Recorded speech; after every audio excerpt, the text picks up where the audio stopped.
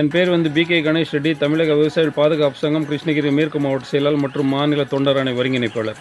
இந்த படத்தில் காணும் நுரை கிழவரப்பள்ளி ஆணையிலிருந்து வெளியே வரக்கூடிய தண்ணியில் வரக்கூடிய நுரை. இது பெங்களூரு சுற்று வட்டார பகுதிகளில் இரவு மழை பெஞ்சிருக்கனால 1000 கன அடிக்கு அதிகமாக கிழவரப்பள்ளி ஆணைக்கு தண்ணி கொண்டிருக்கிறது. இந்த தண்ணியில் பெங்களூரில் இருக்கக்கூடிய தொழிற்பேட்டைகளில் ரசாயன கழிவுகள் மற்றும் பாத்தாள சாக்கடை அல்லது மற்றும் எல்லா விதமான சாக்கடை கிழவரப்பள்ளி ஆணைக்கு வருது.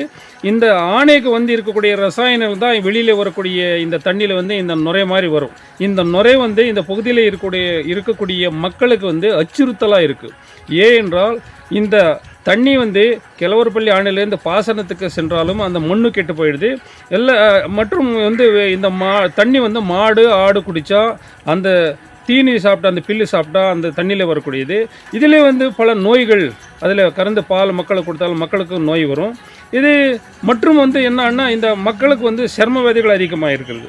இதனால் தமிழக அரசு உடனடியாக நடவடிக்கை எடுத்து இந்த கிழவரப்பள்ளி ஆணையை சுத்தம் செய்து பாசனத்திற்கு மற்றும் இது தண்ணி ஒசூர் மாநகராட்சிக்கும் இப்போ ஆல்ரெடி வந்துட்டே இருக்கிறது. இந்த பாசனத்தை சுத்தம் செஞ்சு விட்டாதான் இந்த மக்களை காப்பாற்ற முடியும். இந்த திராவிட மக்கள் நல்லாட்சியில் இது தீர்வு கொண்டு வருவார் நம்ம மாண்புமிகு முதலமைச்சர் என்பது நம்மளுடைய தமிழக விவசாயிகள் பாதுகாப்பு சங்கத்தின் ஒரு கோரிக்கை.